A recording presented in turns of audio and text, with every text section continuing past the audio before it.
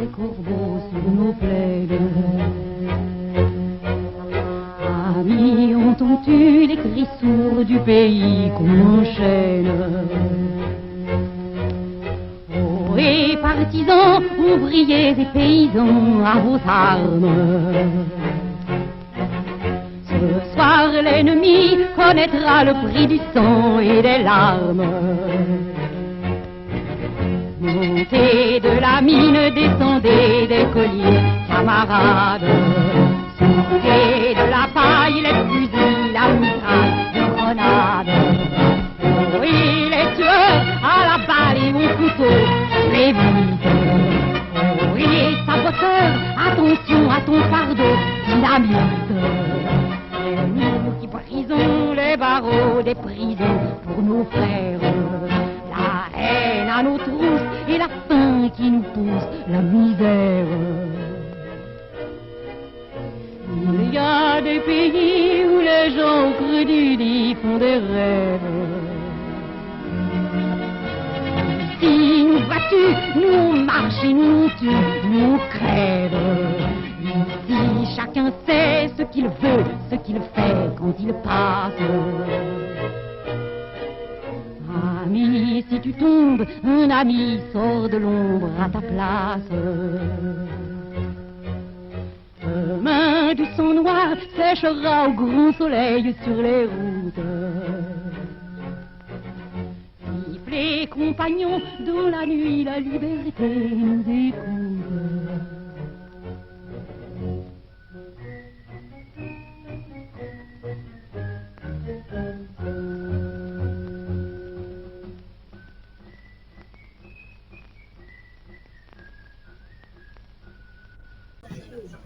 Bonsoir messieurs, dames. Peut-être, est-ce que vous entendez bien? Parce qu'on entendait un peu le son tout à l'heure. Non? C'est clair? Tu vois bien? Bon, on entend le son tout à l'heure. Écoutez, bonsoir. Merci à tous d'être ici et d'être venus nombreux dans la mairie d'Amboiran pour honorer la mémoire de Michel Picon à travers ce joli livre beaucoup chantonné écrit par sa petite nièce, Sophie Picon. Donc merci à Sud-Ouest d'être là, merci également à la Librairie Jeux de mots à Kelly d'être là. C'est important pour une commune comme la nôtre. Michel Picon a joué un rôle important, malheureusement. La ville porte son nom, elle est contiguë à l'avenue Gérald de Gaulle, c'est sûrement pas par hasard. Et il est important de faire vivre la mémoire, à la fois pour les Langoiranais, mais je crois qu'il y a beaucoup de gens qui viennent aussi d'assez loin, et donc je les en remercie d'autant plus. Quand j'ai vu dans l'article dans Sud-Ouest, effectivement, donc je me suis empressé de contacter l'édition Sud-Ouest pour avoir les coordonnées de Sophie Picon, de manière à se mettre au point avec elle cette conférence. Merci à Philippe Arewas également d'avoir coordonné les choses, puisque Sophie Picon et Philippe Arewas se connaissent fort bien. Et je crois que cette assistance nombreuse, nous allons passer un bon moment. Merci à tous. Je laisse la place au modérateur.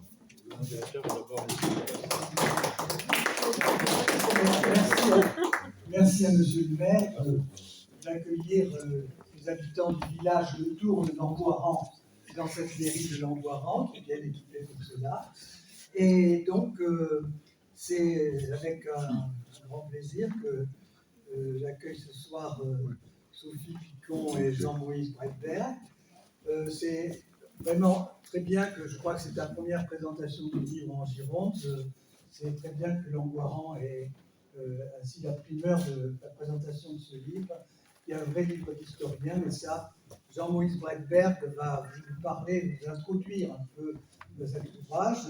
J'ai demandé à Jean-Moïse de venir parce que c'est un journaliste et en tant que tel, il est capable de parler de tout et sans connaître grand-chose. Mais là, en l'occurrence, il connaît très très bien la période, très très bien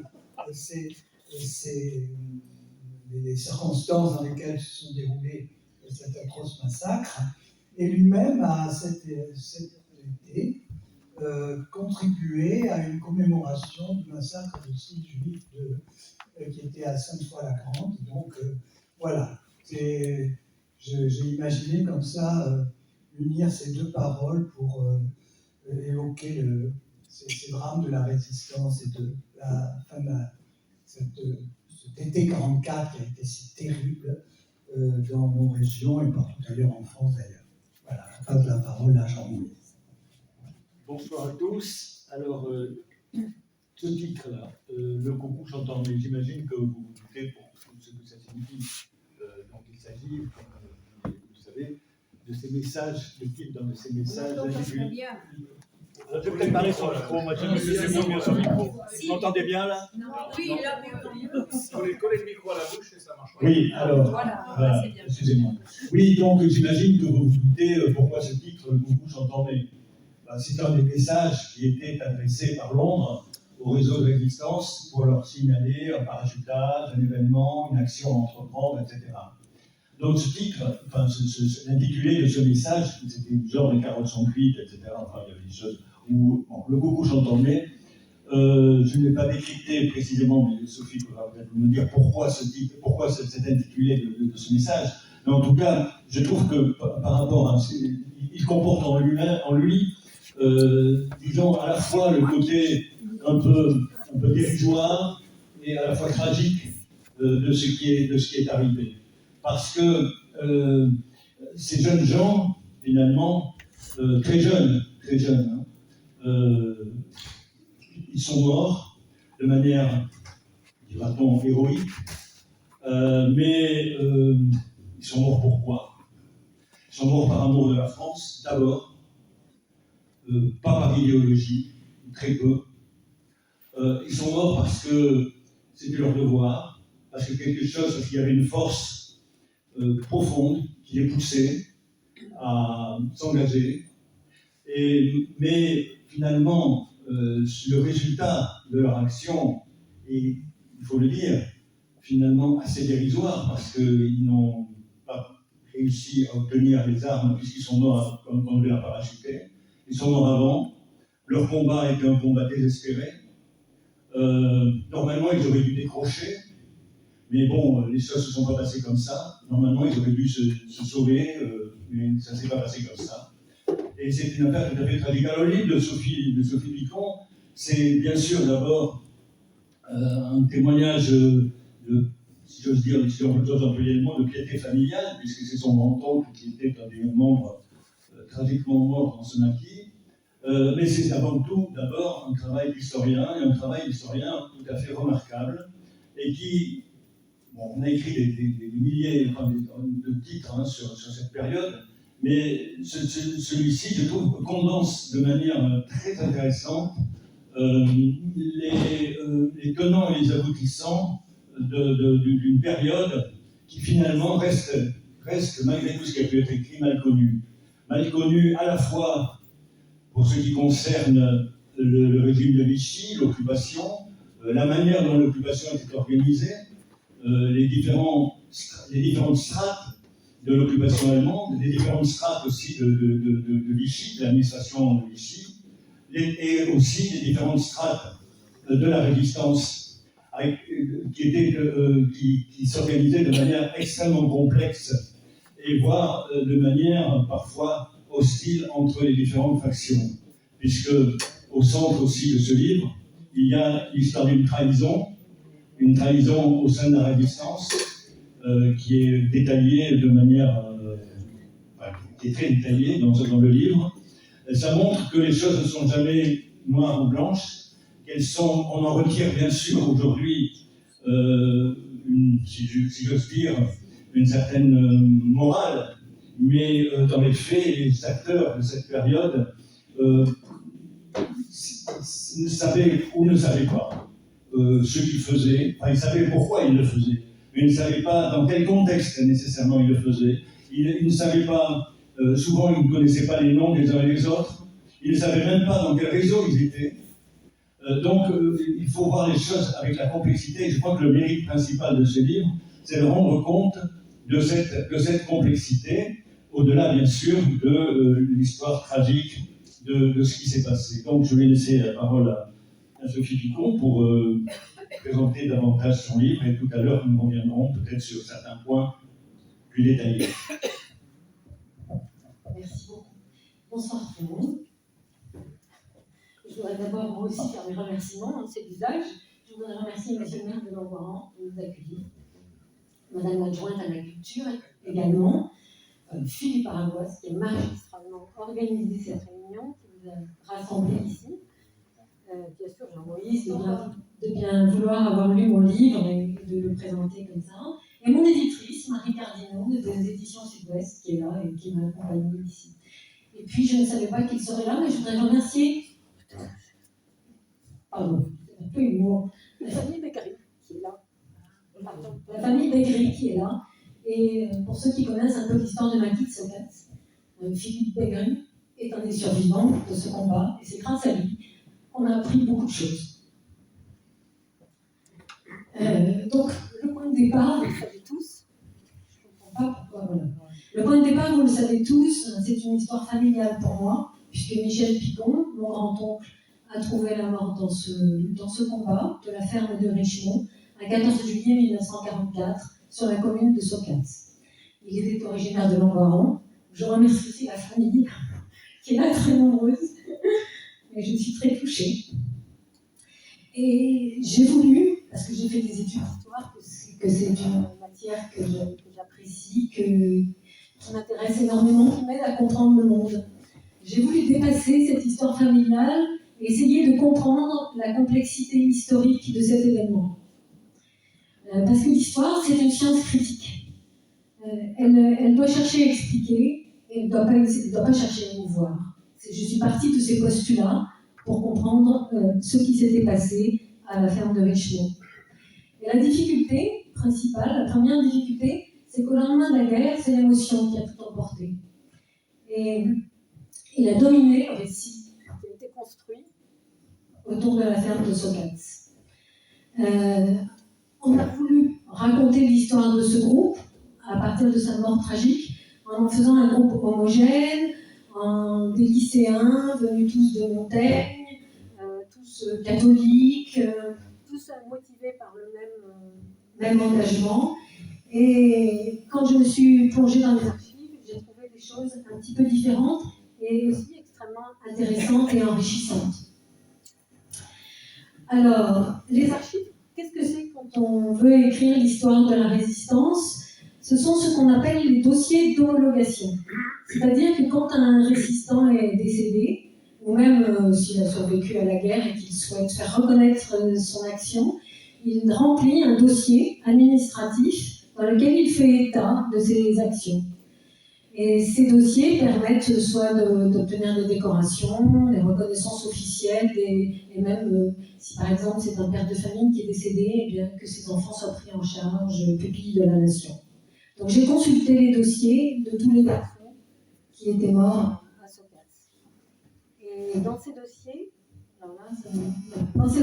on trouve aussi d'autres informations. Vous voyez qu'il marche mieux celui-là ? Je sais pas, il faut bien parler dedans. Ouais, Très près. merci, je tremble un peu. Dans ces dossiers, on trouve donc des relais vers les dossiers d'homologation qui ont été déposés par les mouvements et les réseaux. Alors les réseaux, ce sont les réseaux qui font essentiellement du renseignement, et les mouvements, ce sont ceux qui ont des journaux, des maquis, des faux papiers, des évadés, des gens qui aident à passer en Espagne, en Angleterre, etc. Donc j'ai essayé de croiser toutes ces informations pour faire le portrait de ces personnes qui étaient là à Socas. Alors qu'est-ce qui s'est passé le 14 juillet à Socas ? Pour ceux qui ne connaissent pas l'histoire exactement, je vais résumer brièvement. Le matin, vers 7h du matin, cette ferme dans laquelle était cachée ce matin-là une quinzaine de résistants a été encerclée à la fois par des faits de gendarmes allemands et des miliciens.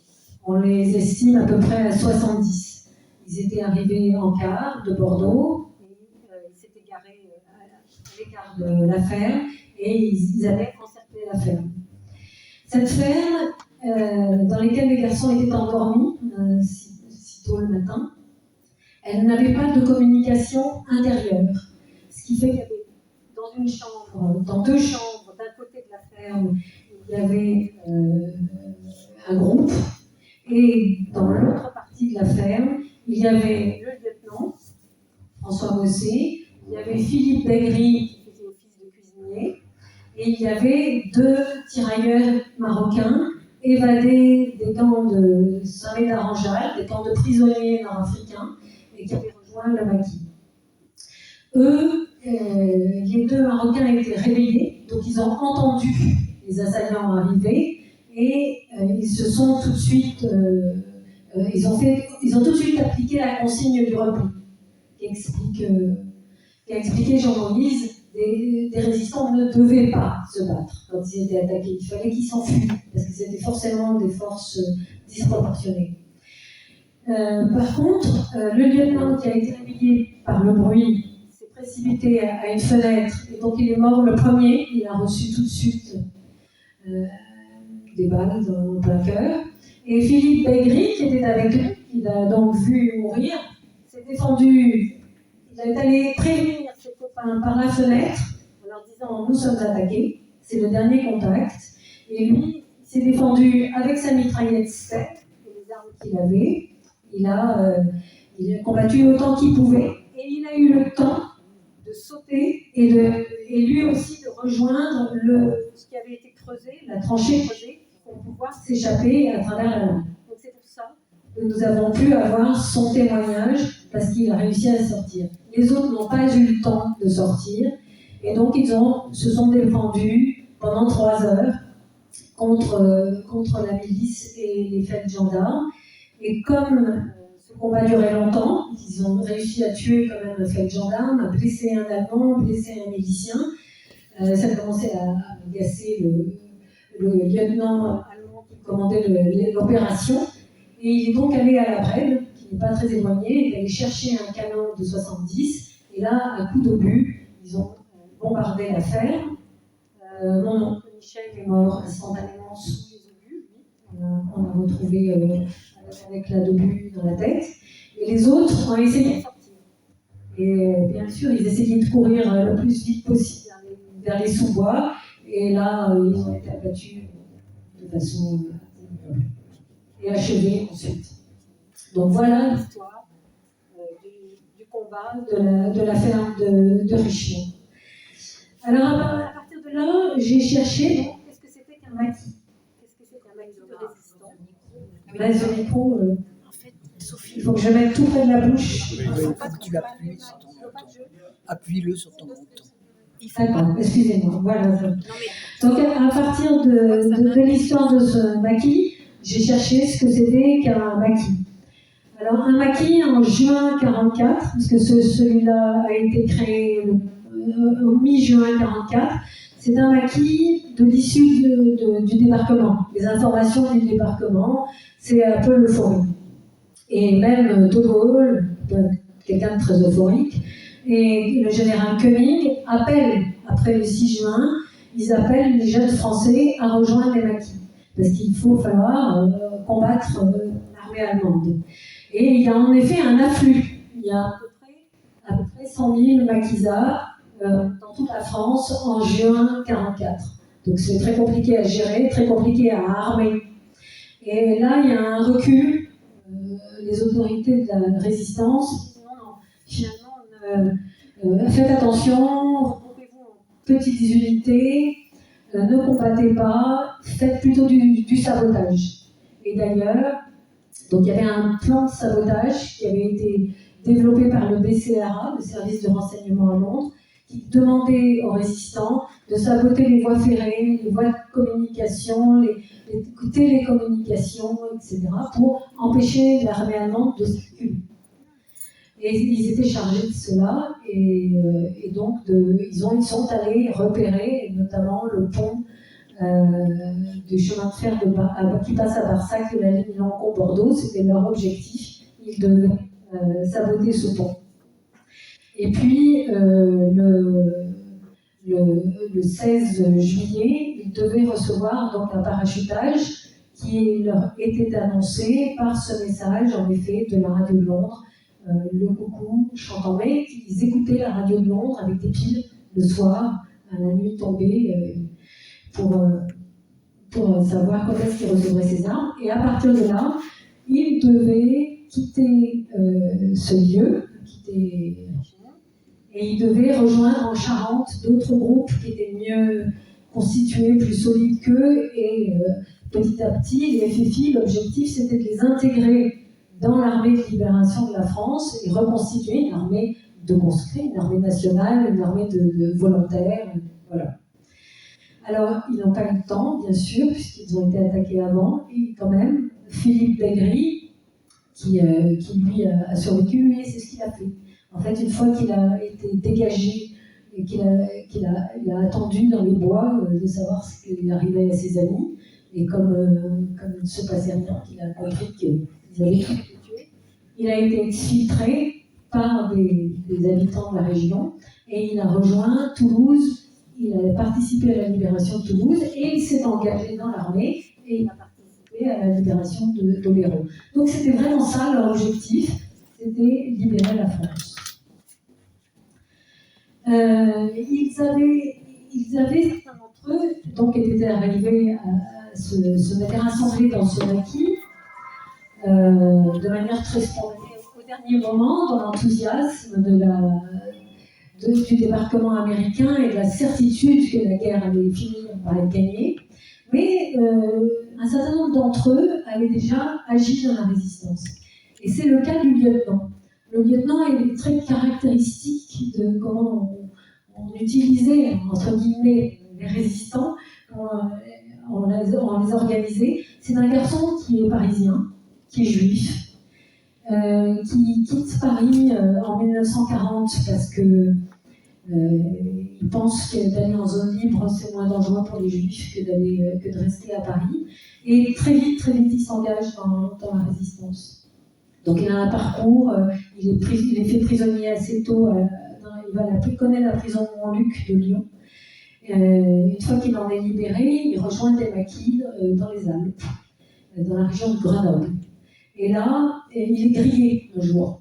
C'est-à-dire que son groupe, le groupe dans lequel il est, a été pris, et donc ils sont identifiés.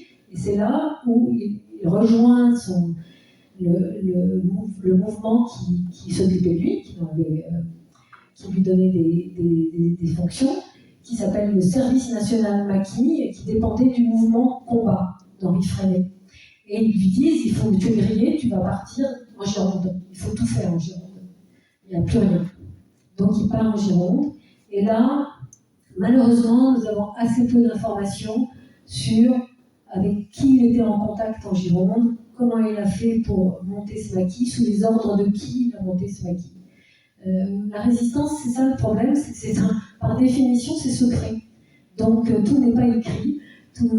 Et si les gens sont morts, voilà, on ne sait pas comment il a fait. On ne sait pas de qui il dépendait. On ne sait rien.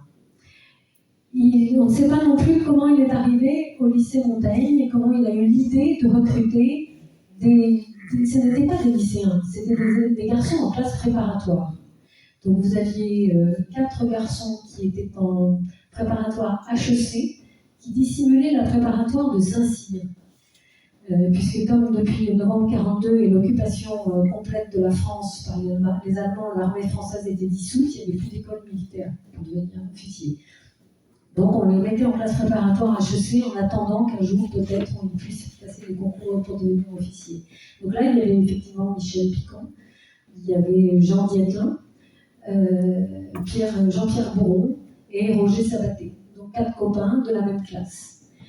Il y avait 2 élèves qui étaient en classe coloniale. Et il a aussi réussi à entrer en contact. Donc ça c'est le lycée Montaigne, 6 personnes. Et puis, il y avait un 7e qui était au lycée, mais pas Montaigne, à Longchamp, de Longchamp, donc il ne connaissait pas les autres. Qui lui avait quitté le lycée, d'ailleurs, au mois de janvier, c'est Daniel Séverier. Et il avait aussi recruté 2 étudiants en médecine, Jacques Rouin et Jean-Paul Bruno. Voilà, donc il y a un groupe comme ça, effectivement, de lycéens. Et ces lycéens, ces étudiants, ils avaient déjà agi. J'ai trouvé qu'ils avaient notamment fait du renseignement. Ça, c'était Bordeaux, c'était très très important que la résistance fasse du renseignement. C'est une des plus importantes places stratégiques de la France pendant la Deuxième Guerre mondiale. Vous avez la Wehrmacht, bien sûr, qui est arrivée. Vous avez la Kriegsmarine qui s'installe dans le port de Bordeaux et qui le défend, installe des défenses de façon à pouvoir mettre les U-boats. Et vous avez bien sûr la Luftwaffe à Mérignac, parce qu'à Mérignac, il y a un aéroport, et il y a aussi des usines de construction aéronautique qui vont servir aux Allemands. Ils s'emparent de tout ça, les Allemands. Donc vous avez une ville qui militairement est quadrillée complètement. C'est très très dangereux, c'est très difficile de faire quoi que ce soit contre eux. Et en même temps, c'est ce que demande Londres, bien sûr. Les services secrets anglais sont immédiatement intéressés à Bordeaux et ont demandé des renseignements. Et puis, bien entendu, les services de renseignement du général de Gaulle de la France libre. Donc, ils ont fait ça avec leurs bicyclettes. Ils circulaient dans Bordeaux, puisqu'ils allaient à l'école. Et en milieu de leur cahier d'école, ils glissaient les plans qu'ils avaient relevés. Mais ils ne savaient pas, quand ils remettaient leur plan à quelqu'un, où ça partait, à qui ça allait. Donc, je ne peux pas vous apporter de preuves formelles de pour quel service ils travaillaient. D'autres aussi ont distribué les journaux. Les journaux, pendant la résistance, c'était très très important. Un mouvement devait avoir son journal et donner à ses sympathisants des informations sur la résistance, sur la collaboration, dénoncer constamment. Les journaux de résistance dénoncent constamment la collaboration, dénoncent constamment l'antisémitisme, et plusieurs d'entre eux distribuaient Témoignages chrétiens, qui était un journal créé à Lyon, petit à petit diffusé dans toute la France. Alors, à Bordeaux, on ne sait pas exactement qui et comment était diffusé, et par qui et comment était diffusé Témoignages chrétiens. Ça n'a pas été révélé. Mais c'est un journal qui circulait. Et c'était un journal qui s'appelait Chrétien parce qu'il se voulait œcuménique, rassemblant protestants et catholiques, et qui se voulait dénoncer la collaboration en raison de l'antisémitisme. Il dénonçait l'antisémitisme. Il y a des numéros entiers de Témoignages chrétiens consacrés à cela dès l'année 1943. Donc, vraiment, ils ont compris très, très vite. Si on était pris, quand on était un jeune comme ça, qui se promenait avec tous ces documents, c'était la déportation assurée. Voilà. On partait en camp de concentration tout de suite. Quelquefois, les familles n'en étaient même pas averties. C'était ce qui s'appelait nuit et brouillard. C'est-à-dire qu'il fallait faire disparaître ces personnes et les emmener dans des camps de concentration. Pourquoi? Comme force de travail. Les Allemands ont utilisé tous les prisonniers politiques et surtout, bien entendu, les jeunes, comme ouvriers dans toutes leurs usines en Allemagne pour lesquelles il n'y avait plus de travailleurs, puisque leurs hommes étaient dans la Wehrmacht et combattaient. Donc, il n'y avait on passait même pas en jugement, il n'y avait rien du tout. On avait été pris, il y avait des tracts gaullistes, avec un journal, avec un plan, avec n'importe quoi, on partait. Voilà. Donc, il faisait des choses extrêmement dangereuses. Et je vous avoue que ce qui m'a un peu désolée, c'est de trouver que les chefs de la résistance, qui utilisaient ces jeunes gens, qui me faisaient prendre des grands risques, ils ont peu documenté le rôle de ces gens. Après la guerre, quand ils ont rempli les dossiers d'homologation, les rapports, etc., c'était un peu considéré comme des gens utiles, mais c'est pas eux qui prenaient les décisions, ils apportaient les informations, c'est tout. Donc, un peu secondaire. Je trouve que c'est un peu désolant. Mais voilà. Alors, à Bordeaux, je vous ai dit que c'est une ville qui est quadrillée, qui est suroccupée. En plus, il y a une municipalité qui est collaborationniste, le maire Adrien Marquet. Ça, c'est quand même quelque chose de très important. Il est au premier gouvernement Pétain, il est ministre de l'Intérieur. C'est quand même pas rien. Ministre de l'Intérieur du premier gouvernement de Vichy. Et puis après, les préfets sont des pétainistes extrémistes. Il y a 2 préfets qui se succèdent, de Pierre Alippe et Sabatier, donc courant de la guerre, et qui travaillent main dans la main avec la police, le service des affaires politiques de la police française, qui sont dirigés par un certain Simon Poinceau, et les services de renseignement allemands, les services de police allemands, donc on appelle ça le KDS, pas la Gestapo. La Gestapo, c'était en Allemagne. C'est très curieux. Les résistants français ont adopté le terme Gestapo, mais on n'avait pas de Gestapo en France. C'est réservé à la police intérieure en Allemagne. En France, ce sont des KDS. Et il y a parmi les chefs du KDS un certain Friedrich Doss, qui est le directeur de la sûreté, qui est chargé spécialement de tous les atteintes à la sûreté, contre les Allemands, contre le régime de Vichy. Et il est très fort. Ce Friedrich Doss, il est très très fort parce que il manipule. Il a monté avec la police française un service de renseignement extrêmement efficace qui fait qu'en juillet 1943, les réseaux et les mouvements qui existent à Bordeaux sont détruits. Toutes les arrestations ont lieu à ce moment-là. Et en septembre 1943, il arrête un certain Grand Clément. Tous ceux qui sont intéressés à l'histoire de la résistance en Gironde connaissent ce nom. Ce Grand Clément, il était très habile, très astucieux. Il avait regroupé sous sa seule autorité, c'était lui qui rendait compte à Londres de tout ce qui se passait à Bordeaux. Il avait donc rassemblé, fédéré tous les mouvements et les réseaux qui pouvaient exister à Bordeaux. Et il est arrêté en septembre. Et Doss, qui a arrêté sa femme avant de l'arrêter lui dit « Si vous ne me donnez pas tout ce que vous savez, je fais fusiller votre femme. » Et en plus, Doss, qui avait très bien compris en septembre 1943 que l'Allemagne perdrait la guerre, c'était un homme très intelligent, observateur, il s'est dit il faut qu'on mette les résistants contre nous, avec nous, et il a convaincu Grand Clément que le danger bolchevique était beaucoup plus grave que le danger nazi. Et ça a marché. Donc, Grand Clément donne à Doss, lui, notamment toutes les caches d'armes que Londres avait commencé à parachuter sur la région. Mais sur le plan des noms, des réseaux, des mouvements, il n'a pas eu besoin. Doss les avait déjà. Seulement lui, Doss, il a fait court pour le bruit que c'était Grand Clément qui avait tout donné. Et si on regarde les dates, c'est pas possible. On peut encore lire dans certains articles ou ouvrages, Grand Clément a donné la résistance. Non, elle était donnée avant lui. Et en faisant courir ce bruit, Doss, il a détruit la résistance, il a détruit la confiance, il a créé la peur, et les résistants girondins ont eu beaucoup de mal à se reconstruire. Là-dessus, les Anglais ont rappelé les agents secrets qu'ils avaient pu envoyer en Gironde. Ils ont dit vous reprenez l'avion, vous rentrez tout de suite, c'est trop dangereux.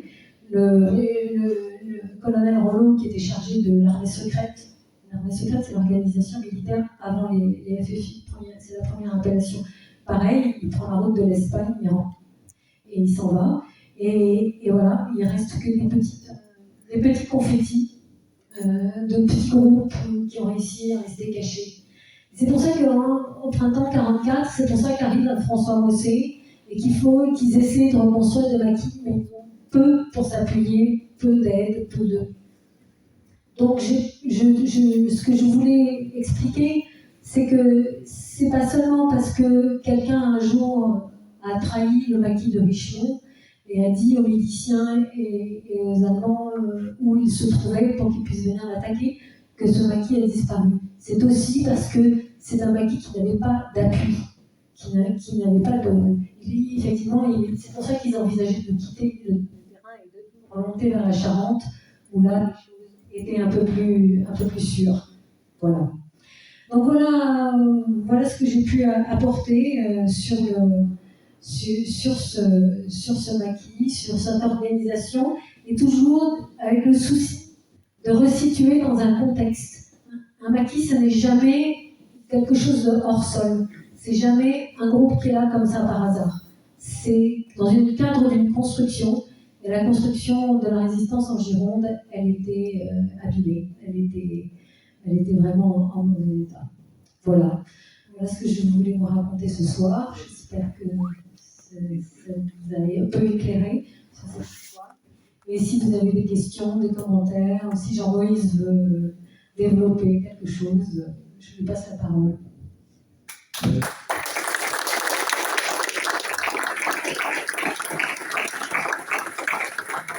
Merci Sophie pour cette exposé qui résume bien le livre, la complexité surtout.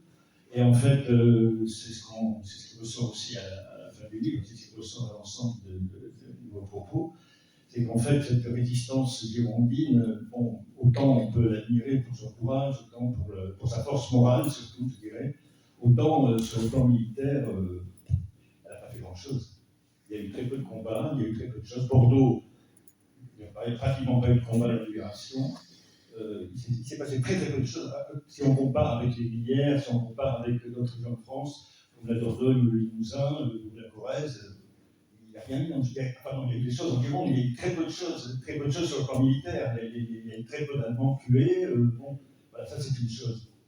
Alors moi j'aimerais bien que tu l'as évoqué tout à l'heure, mais que tu reviennes peut-être un peu sur le lycée Montaigne. Moi je me pose des questions, enfin c'est dans le livre, mais j'aurais aimé que ça développe davantage. C'est quoi le lycée Montaigne à ce moment-là? Quelle est l'ambiance? Les professeurs, ils sont de quel côté? Qu'est-ce qu'ils disent? Qu'est-ce qu'ils font? Ce groupe qui se constitue, sur quelle base? Apparemment, ce n'est pas une base idéologique.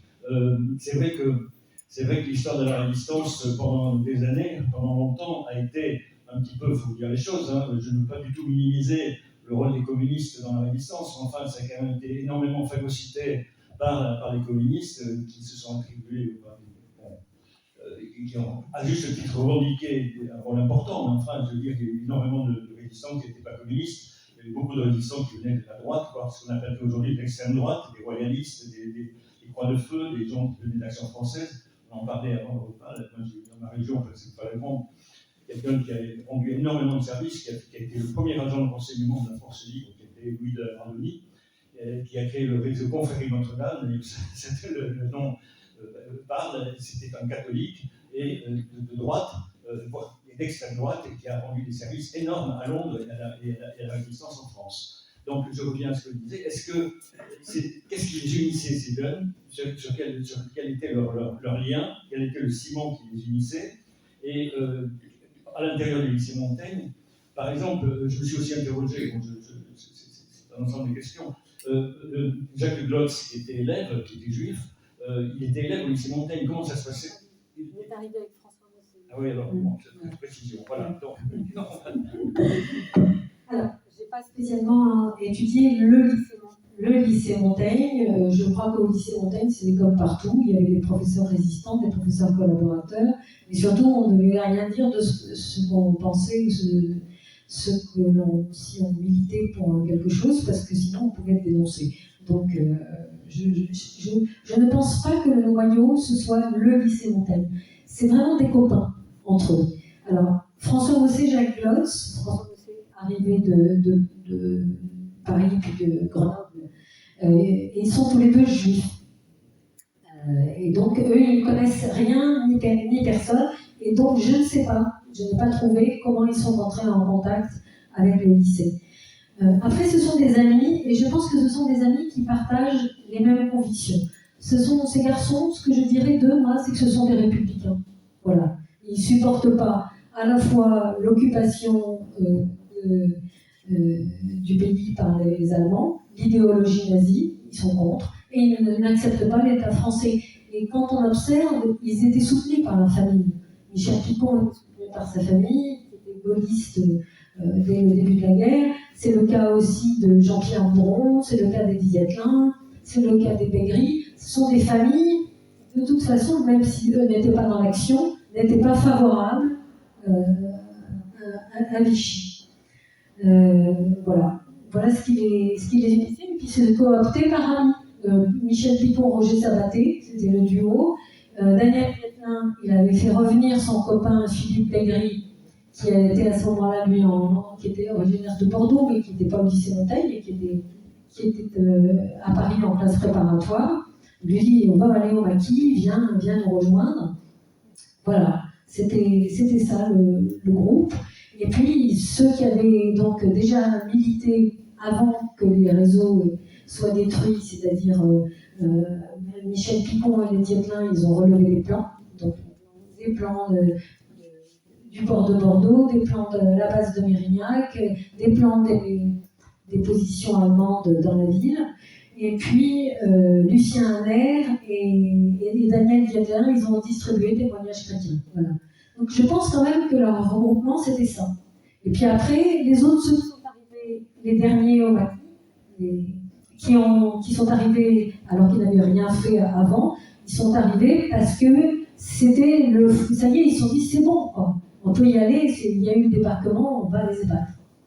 Et moi, je voudrais juste rajouter une chose, c'est pas parce qu'ils ont pas réussi qu'ils ont échoué.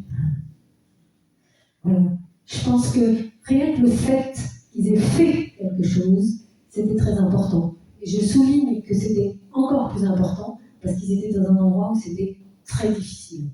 Mais non, pour moi, c'est pas un échec.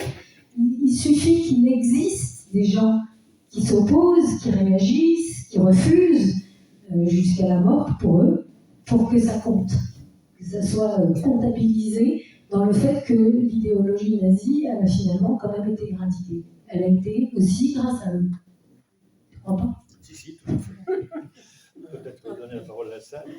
Bien sûr, si quelqu'un veut poser une question, ce sera avec plaisir. Alors, ce n'est pas une question, c'est un témoignage, puisque vous avez évoqué le lieutenant Dose, et qu'on n'est pas loin de l'Essiac-sur-Garonne.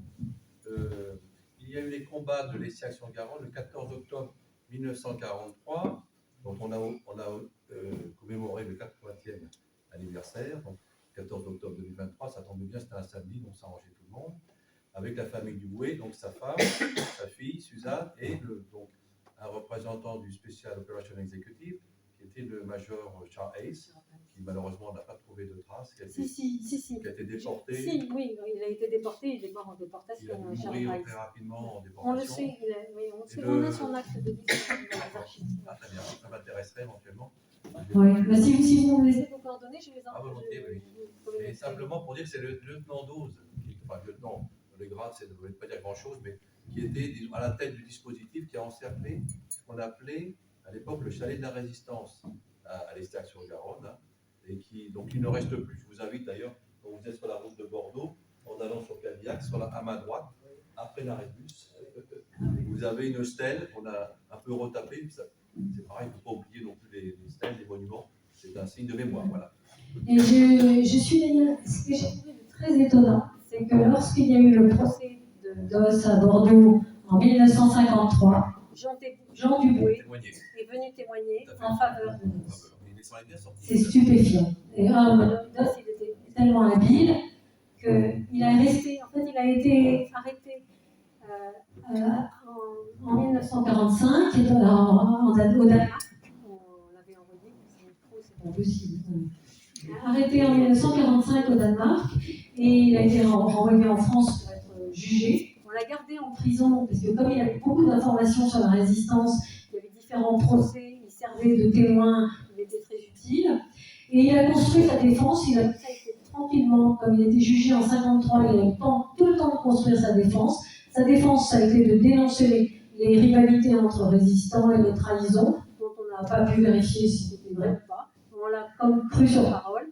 Et il a été condamné à 7 ans de prison, comme il venait de les faire. Il est rentré en Allemagne et il a fini sa vie éleveur de poulets. Voilà.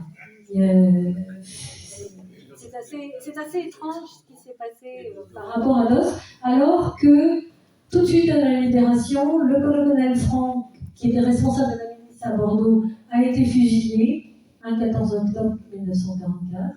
Oui, c'est ça. Et le commissaire Penaud aussi, qui avait succédé à Poinceau, et qui a le même comportement, a été également fusillé en octobre 1944. Mais les Allemands sont passés au travers de... Poinceau ? Oui, Poinceau aussi, bien sûr, mais pas seulement pour Bordeaux.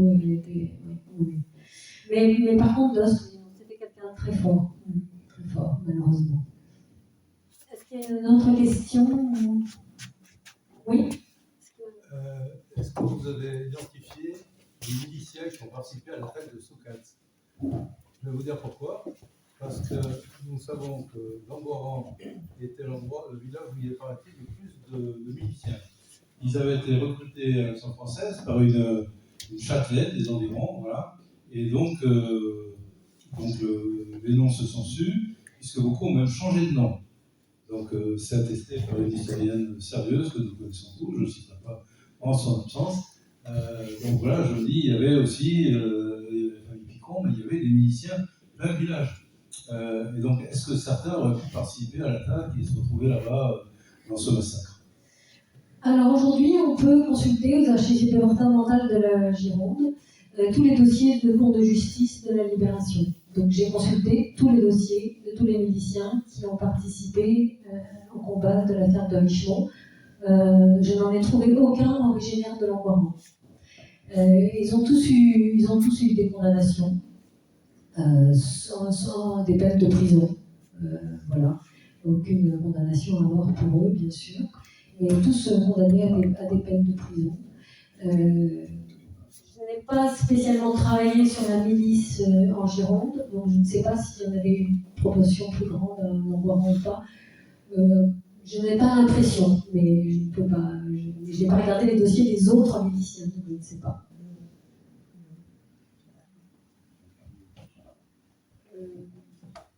Concernant le 14 juillet 1944, ils ont sans doute été dénoncés. Est-ce que vous savez quelque chose là-dessus? Oui, on sait très bien comment ils ont été dénoncés. Ils ont commis une erreur, c'est qu'ils laissaient François Bossé, donc lieutenant commandant ce groupe, laisser les maquisards rentrer chez eux, partir en permission. Ça, normalement, dans les règlements de la résistance, pour les maquis, c'était interdit. Quand on rentrait au maquis, on devait remettre au lieutenant ses pièces d'identité et on ne devait plus en sortir et surtout ne plus avoir de lien avec sa famille. Ça mettait tout le monde en danger. Là, ils ont tous circulé. Jean Dietlin, puisqu'ils étaient deux frères à Socat, Jean Dietlin n'est pas mort à Socat, lui, parce qu'il était parti fêter son anniversaire avec sa mère le 13 juillet. Donc c'était ça le problème. Donc il y a un garçon qui s'appelait Marcel Austin, qui faisait partie de ce maquis, un apprenti boulanger. C'est fait partie de ces garçons qui ont rejoint la résistance en 1944 parce qu'ils étaient pleins d'espoir, qui étaient donc rentrés à Bordeaux le 13 juillet au soir, le 12 juillet au soir, et pour aller dans sa famille, et son père tenait un bistrot dans le quartier des Capucins. Et là, il avait peut-être un petit peu bu, il était peut-être un petit peu content, un peu insouciant, et il a parlé comme quoi il était dans un maquis. Et il y a un délateur qui était présent dans le café, qui a couru à la milice, qui leur a dit, voilà, il y a un jeune qui se vante là, je ne sais pas son nom, mais j'ai compris qu'il travaillait à tel endroit, chez un transporteur. Et alors là, la milice, ils sont foncés chez le transporteur qui a employé ce garçon. Ils ont obtenu de lui son adresse. Ils sont allés l'arrêter, ils l'ont interrogé. Et là, Austin, c'était la panique, parce qu'il était un résistant récent, il avait 19 ans, il a eu très très peur, il a tout lâché. Et on a le compte-rendu, toute une audition par les miliciens, et bon, il y a tout. Hein. Il y a les noms des garçons, tous les noms. Il y a les pseudonymes, mais il y a les vrais noms de certains. Par exemple, il y a le nom de Michel Picon. Ça m'a fait un choc quand j'ai vu ça la première fois. Et il a expliqué où était la ferme, il a expliqué comment l'encercler. Voilà, ils l'ont gardé. Alors les miliciens, ils ne se sentaient pas, parce que les miliciens, ils faisaient beaucoup de ramtam, mais ils n'étaient pas très courageux. Oui, c'était des supplétifs des Allemands, c'est tout. Donc ils ont couru voir Doss, ils lui ont dit, transmis les renseignements. Et donc, conjointement, Doss, la milice et le commissaire Penaud ont organisé une expédition. Penaud a pris dans sa voiture Austin, qui les a guidés. Et eux, les policiers, se sont donc garés à l'écart de la ferme, parce qu'il fallait pour y accéder, il fallait marcher 1,5 km dans les forêts, dans la lande, sur un sentier. C'était une ferme abandonnée. Donc ils se sont engagés dans ce sentier, pas Austin, pas les policiers sont restés à côté. Et puis quand le combat a été terminé, ben, ils ont ramené tout le monde, ils sont repartis à Bordeaux.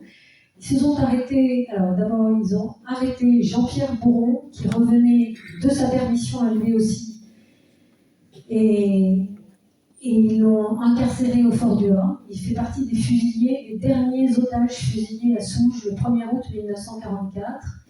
Et sa mère a obtenu que son nom soit inscrit sur le monument de Socat. Donc à Socat, il y a eu 12 morts, mais le 14 juillet, il y a 13 noms inscrits. Parce qu'elle a considéré qu'il avait subi le même sort que ses copains. Donc voilà, ils ont fait ça. Ils ont arrêté un jeune Italien qui était complètement... elle n'avait rien à voir avec tout ça. Lui aussi, pareil, fusillé à Souges, le 1er août. Et Austin, pour le remercier de ses bons services, parce qu'ils avaient quand même compris qu'Austin n'était pas un agent double, c'était en aucun cas une créature qu'ils avaient réussi à convaincre de trahir. Donc ils l'ont mis dans ce qu'on appelle le train fantôme. C'est le dernier train de déportation qui a quitté Bordeaux le 8 août 1944. Ils l'ont d'abord Toulouse. Ouais. L'histoire du train fantôme, je donne une explication dans le livre. C'est quelque chose de très particulier. C'est le dernier train de déportés qui arrivait de Toulouse, qui passait par Bordeaux pour aller en Allemagne. Bon, voilà. Et donc Austin était dans ce train, il est allé à Mauthausen, il a son matricule à Mauthausen. Il a été libéré de Mauthausen, donc il a fait partie de la force du travail, comme tous les prisonniers. Et il a été libéré de Mauthausen en 1945, donc il est resté quelques mois. Et quand il est arrivé à Bordeaux, il y a eu un procès. Et ce procès, il a été condamné à 5 ans de prison, qu'il n'a pas fait, il a été gracié en cours de route, mais a reconnu sa culpabilité tout en l'atténuant, en comprenant que le principal responsable, c'était M. Sigrist, le délateur professionnel de la milice. C'est quelqu'un qui passait son temps à dénoncer. Donc en fait, le délateur, celui qui a dénoncé Austin, a été plus condamné que Austin lui-même. Voilà. Est-ce que j'ai répondu à votre question, madame, ou vous voulez d'autres précisions? Non, c'est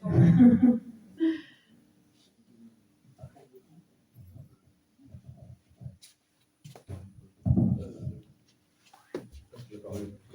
Enfin, moi, j'avais envie quand même de parler un petit peu, ouvre le livre sur effectivement le fait que ces deux jeunes gens, enfin Mousset en particulier et Claude, c'était juif. Tu as dit aussi qu'après la guerre, on parlait de jeunes catholiques. Et il ne faut quand même pas oublier que dans le maquis, il y avait 2 juifs et 2 musulmans. Ça, c'est quand même ça a son importance aussi. Les juifs en France, on a souvent dit qu'ils s'étaient laissés arrêter, etc. C'est pas vrai. Enfin, c'est pas vrai. Il y a beaucoup de juifs, de manière disproportionnée par rapport à leur nombre, qui ont participé à la résistance en France, à des postes très importants. En Dordogne, Moses Goldstein, qui était le chef de la résistance communiste. Il y a eu à Toulouse, il y a eu Serge Ravanel. À Lyon, il y a eu Aubrac. À Paris, il y a eu Gilles Epstein. Je ne vais pas tous vous les citer. Il y a eu Jacques Ebingen, qui avait été mandaté par De Gaulle, qui devait tenir le rôle qu'a eu après Jean Blin, mais qui a été malheureusement arrêté. Donc, il y a eu énormément de juifs dans la résistance en France, et ça a été gommé, enfin, en partie gommé, après la libération.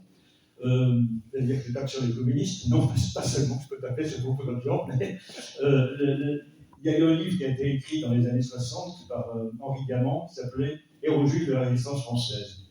Bien, ce livre, il y a eu une deuxième édition, c'était aux éditions sociales, les éditions du Parti communiste, et la deuxième édition, c'est devenu « Héros de la résistance française ». On a gommé les juifs.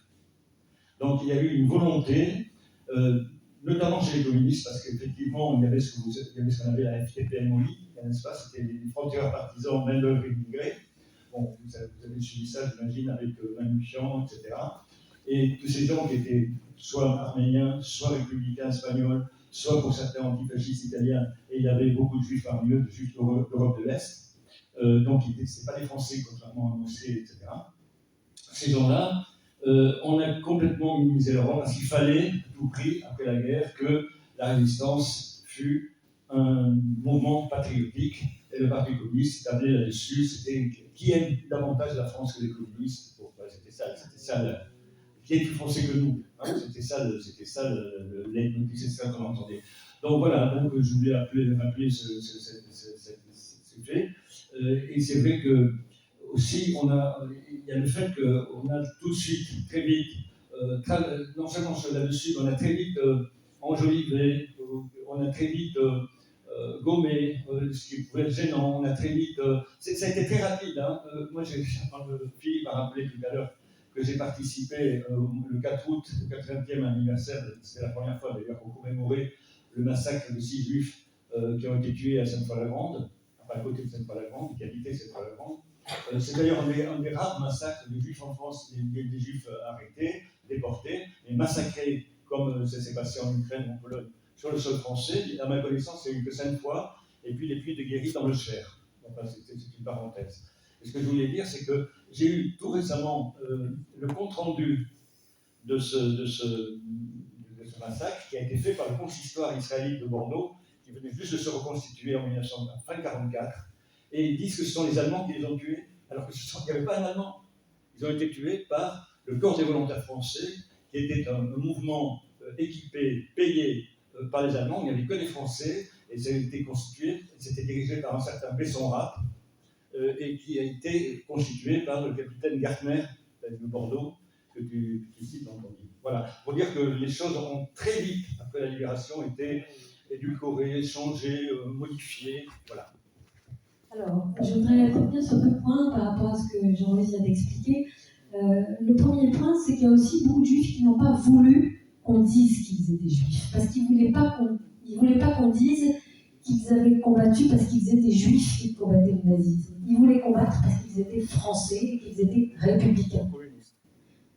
Ou communistes, mais en tout cas ceux qui sont dans mon livre. Moi, j'ai malheur, alors dans mon livre, j'ai pas de communistes, donc j'ai laissé ça de côté parce que c'est une histoire très complexe aussi et très longue. Il n'y en a pas parmi dans le maquis de Socrates, donc je n'ai pas évoqué les communistes. Mais les juifs, oui, parce que donc François Mosset et Jacques Lotz sont juifs, pardon.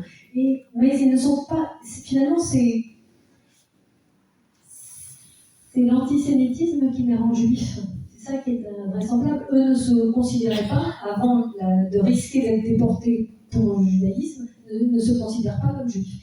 Et j'ai eu la chance de rencontrer pendant le travail de recherche Yves Meyer, qui était donc un résistant juif, camarade de François Mosset. Ils ont combattu ensemble à Grenoble. Tout ça, c'est dans le livre. Et Yves Meyer est mort en janvier dernier à l'âge de 100 ans. Et lui, il m'a dit, je lui ai dit, mais comment vous faisiez comme juif, comment faisiez-vous quand on vous arrêtait, il avait été arrêté de multiples fois. Il dit, premièrement, je m'appelle Meyer, je disais que j'étais alsacien. Deuxièmement, je ne suis pas circoncis. Et troisièmement, je ne me considérais pas comme juif. J'étais un républicain français, c'est tout. Voilà. Donc aussi pour ça, l'historiographie s'est intéressée à l'engagement des juifs plus tard, après. La deuxième point, c'est qu'on a voulu. La première histoire de la résistance, elle est faite par les résistants eux-mêmes au lendemain de la guerre. Donc avec leurs souvenirs. Les souvenirs, c'est toujours un petit peu dangereux, les souvenirs. Hein. On peut se tromper avec des souvenirs. Et la deuxième chose, c'est qu'ils ont voulu raconter une histoire qui tienne la route, une histoire ronde, une histoire... voilà, il fallait qu'il y ait un début, une fin, même si la fin était tragique. Donc le groupe de Socrates, ils sont tous lycéens, parce que c'est quand même plus facile que d'expliquer qu'il y en a qui n'étaient pas dans la résistance, qu'il y en a qui y étaient déjà, qu'il y a des évadés, qu'il y a deux juifs qui arrivent de Paris. Bon, alors hop, on les prend tous au lycée. Et puis, dans les décombres de la ferme, on trouve un livre de médecine, donc sans doute qui avait appartenu à Jacques Loin. Et dans ce livre, il a écrit une devise, qui est celle de Bournazel, qui est « Mon âme à Dieu, mon corps à la France et mon honneur à moi ». Formidable. Ce maquis avait une devise. Je n'ai trouvé nulle part la preuve que les autres garçons avaient adhéré à cette devise. Et Philippe Bégri, il lâche un tout petit détail extrêmement subtil dans son livre, dans son deuxième livre. Il parle assez peu de ses camarades, de leurs défauts, de leurs qualités. Hein. Il est très très respectueux d'eux. Et il dit, il y avait un chrétien fervent, c'était Rouen. Et pour moi, ce tout petit détail, c'est que Philippe, il nous dit « Attention, le chrétien fervent, il avait sa devise de Bournazel, mais ce n'était pas forcément la nôtre. » Voilà. Alors, je peux vous dire que Michel Picon et Roger Sabaté, ils étaient adhérents de la GEC, Jeunesse étudiante chrétienne, interdite par le gouvernement de Vichy. Donc c'était, je pense que la devise de Bournazel, c'était peut-être pas tout à fait leur idée. De distribuer le témoignage chrétien aussi, c'était pas tout à fait les idées présentées par cette devise. Donc voilà, c'est pour ça que j'ai voulu reprendre tout ça, parce que je me disais, mais en fait, qu'est-ce qu'il y a, pourquoi on dit ça? Et j'ai compris, on veut raconter une belle histoire. Malheureusement, quand on est historien, on ne peut pas raconter une belle histoire. Et même si ces gens sont contemporains, si on n'a pas les sources, si on n'a pas l'information, on ne peut pas dire les choses. Ils ne sont pas forcément plus proches de nous que des gens du Moyen-Âge, que connaît bien Philippe. Peut-être que je vais terminer cette explication en citant Jean-Pierre Vernon, qui était à la fois résistant et historien, mais un historien de l'Antiquité. Et il disait un jour, sous forme de plaisanterie, moi j'ai choisi les Grecs, parce qu'au moins personne ne peut venir me dire « Ah, mais moi quand j'y étais, je peux vous dire comment ça s'est passé. » Voilà, il faut se méfier de ça.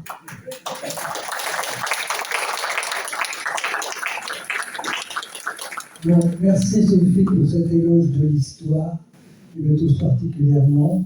Et ce d'autant plus que lorsque tu m'as dit que tu publiais ce livre, j'avais peur que ce soit une agiographie de ton grand-oncle.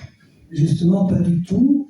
Et elle a même détruit un mythe qui, d'abord, elle m'a fait connaître la personnalité de Philippe Bégri, et c'est vrai que c'est très très passionnant, l'histoire de Philippe Bégri et de son parcours après la résistance. Mais il y avait, pour ceux qui vont à Soukas, le petit livret qui a été publié par le lycée Montaigne, présente son grand-oncle, donc Michel Picon, sortant drapeau en main face aux assaillants et mourant sous la mitraille. Et elle dénonce ça, elle dit non, c'est pas vrai. Oh, je suis sûr que c'est pas possible. Et effectivement, elle prouve que Michel Picon a été trouvé dans la maison tué par un éclat de but à la tête. Donc, voilà. Et moi, je préfère le voir sortir de la ferme de Richemont, parce qu'en fait, c'est comme ça qu'on écrit l'histoire.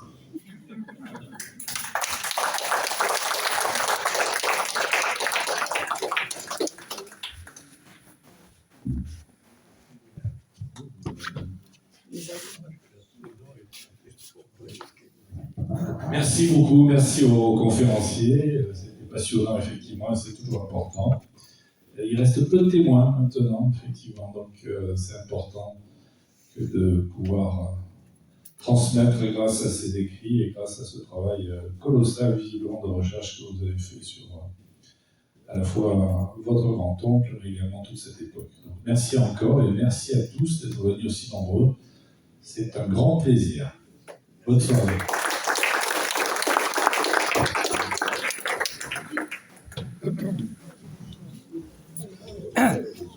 Oui, alors, il y a des livres.